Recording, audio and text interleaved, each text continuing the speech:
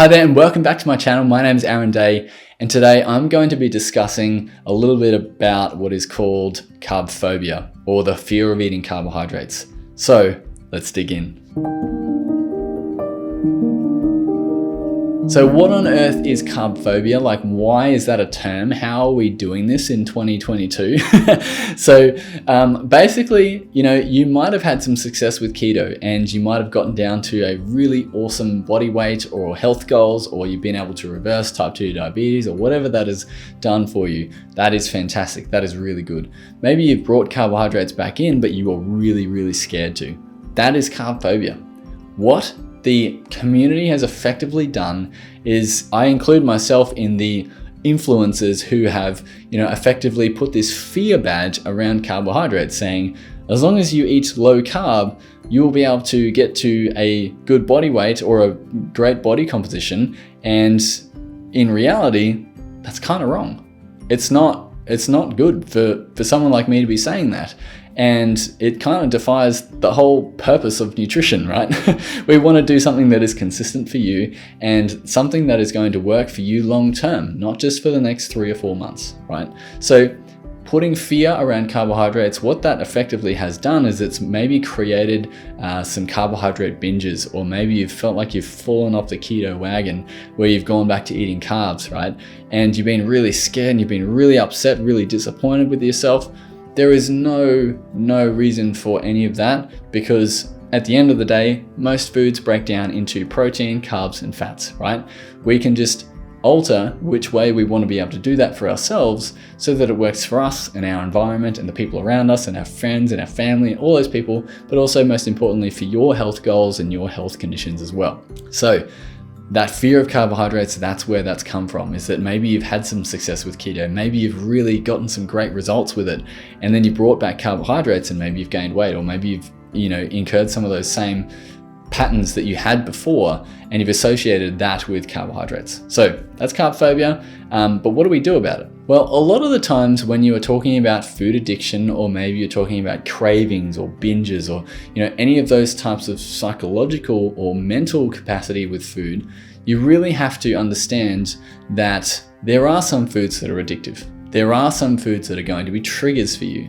There are some foods that you may not want to keep in the house because you eat more of them than you really need. And a lot of the times those foods are combinations of fat and carbohydrates without much protein in them. Why? Because protein is super satiating. Protein is one of those macronutrients that fills you up a lot. It's one of those macronutrients that I think is really beneficial on a weight loss phase because of that aspect. It helps keep you satiated. And for a lot of people, the combination of fat and protein can be very satiating, and you may not need carbohydrates at all to be able to do that. But when you bring back carbohydrates in, then you fall into that same trap that the rest of the world is in, where you are eating fat and you're eating carbohydrates, but you're not eating that much protein. And that can be really addictive, and there's lots of foods. You think about cheesecake, right? There's a whole bunch of cream cheese, there's a whole bunch of sugar, there's a whole bunch of sweet biscuits in there. That combination is a combination of fat and carbohydrates with not much protein. And it's really addictive, and you can eat as much of it as you damn well please, probably more than you would expect, and that's kind of where that problem arises. If you are someone who does struggle with a food issue, or you're struggling with binge eating, or if you're struggling with the psychology of food, reach out to the Butterfly Foundation. Here in Australia, there's a great organization called the Butterfly Foundation who help people with eating disorders, or people with certain things that are going on in their life that maybe just not a nutritionist is able to handle with. So that is a great organization. I'll link to them in the show notes down below.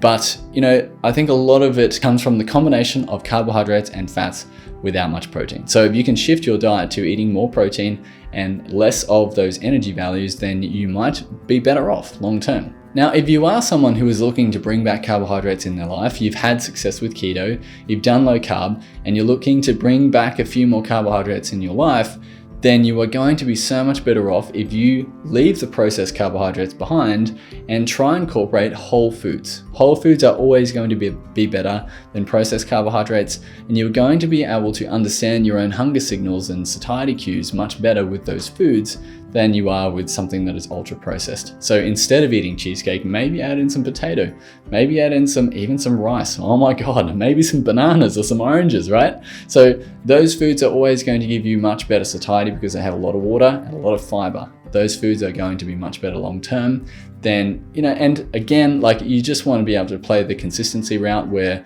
you want 80% of your diet to be really good quality. And then the other 20% doesn't have to be, but you just want to make sure that you can do that consistently. So if you've loved this video, please make sure you comment below and give it a like and subscribe. It's a bit of a change for this channel, and I'm really branching out to see what else is out there. So I always say that, learning about nutrition is so much better than learning about a particular diet.